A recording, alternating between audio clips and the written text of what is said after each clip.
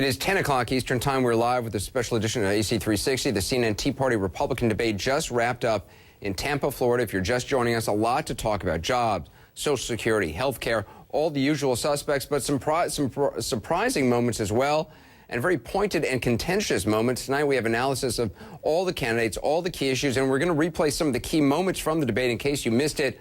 We're also taking a closer look at the facts that were thrown out in the heated debate to see whether there was, well, truth to them or if it was stretching going on in Tampa tonight. We're keeping them honest. But first, a look at some memorable moments from tonight's debate. Take a look. It has been called a Ponzi scheme by many people long before me.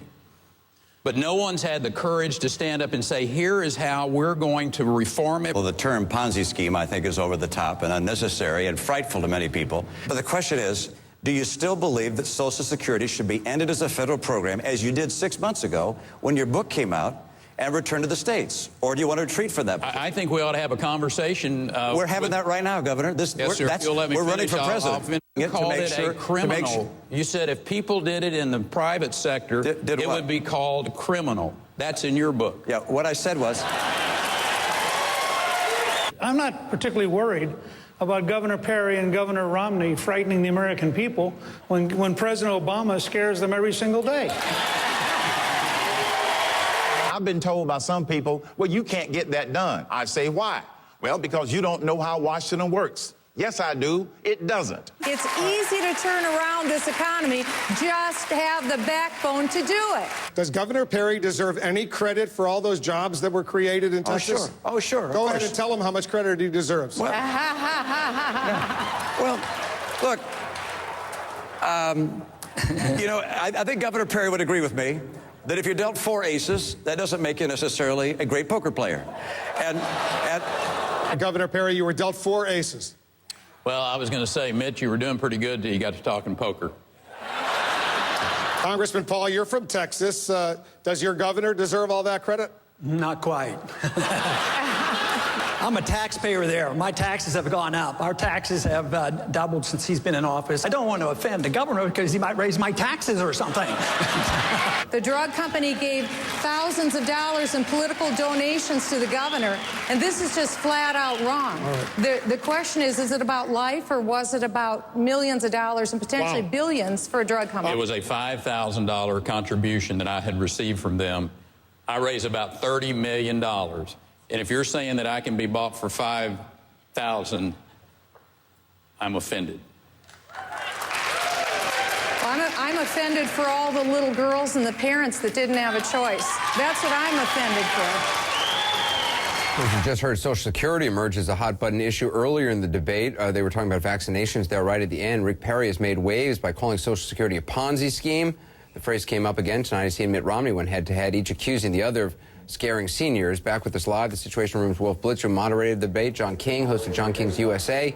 CNN senior political analyst David Gergen, also with us, CNN chief political analyst Gloria Borger, CNN contributor Eric Erickson, editor-in-chief of RedState.com, CNN political contributor Paul Vigala, Ari Fleischer, former White House press secretary for President George W. Bush, and CNN political analyst Roland Martin. I don't know how many folks we have. I lost count. We just talked to John King. John, there's one particular exchange on Social Security between Rick Perry and Mitt Romney that got a lot of people's attention. We heard a bit of it before, but I just want to play an extended version right now. But the question is, do you still believe that Social Security should be ended as a federal program, as you did 6 months ago when your book came out, and return to the states? Or do you want to retreat from that? I think we ought to have a conversation. We're having that right now, Governor. Yes, sir. If you'll let me we're finish, running for president. I'll finish this conversation.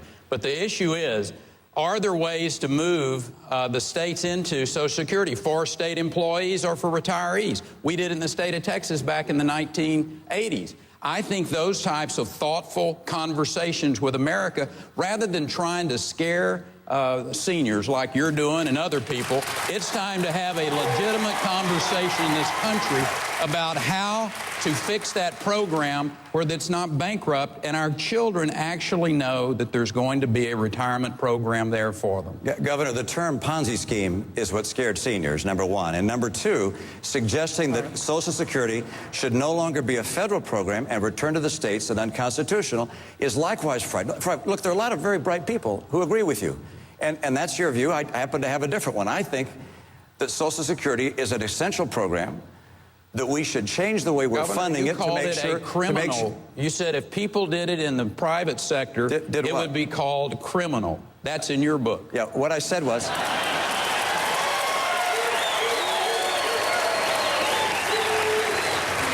Governor Perry, you got to quote me correctly. You said it's criminal. What I said was Congress taking money out of the Social Security Trust Fund is like criminal, and that is, and it's wrong. John, do you think Social Security has become, at this point, the key hot-button issue, or something we'll see coming up throughout the primary? Without a doubt, and here's why. Number one, if you listen to these Tea Party voters in this room, I was at a luncheon with a bunch of them today, many of them agree with Governor Perry, and especially with what Governor Perry wrote in his book, Fed Up, and said in interviews just after that. They think Social Security is unconstitutional, and they would prefer a transition where 20 or 30 years from now, it was all returned back to the states. Now, Governor Perry did not answer yes or no tonight when he was asked, is it unconstitutional? He had, because of the political pressure, to write an essay in the USA Today, and he said it here tonight, that he wants to reform the program, but not touch anything for anyone who's in Social Security now or 5 or 10 years away from the program. Governor Romney believes this is a vulnerability. The challenge is a lot of Republican primary voters, especially Tea Party voters, are more with Governor Perry's position on this. What Governor Romney is trying to prove, he's trying to make the case that this would make Governor Perry unelectable. That in a general election, a state like Florida, a state like Pennsylvania, even a small state but a swing state like Iowa, where you have a higher population of senior voters, Governor Romney's trying to make the case to Republican voters, if you want the candidate with the best chance of beating Barack Obama, a candidate who can be viewed as someone who would abolish or someone who thinks Social Security is unconstitutional is not your guy. Governor Perry, standing by what he says the issue now is reforming it, but look for this to continue on what he said in the book, not what he said in the essay, the fact that he thinks the founding fathers would turn in their graves, that Social Security shouldn't be there. Governor Perry now wants to talk about fixing it, not whether he would support it being there in the first place. This will continue.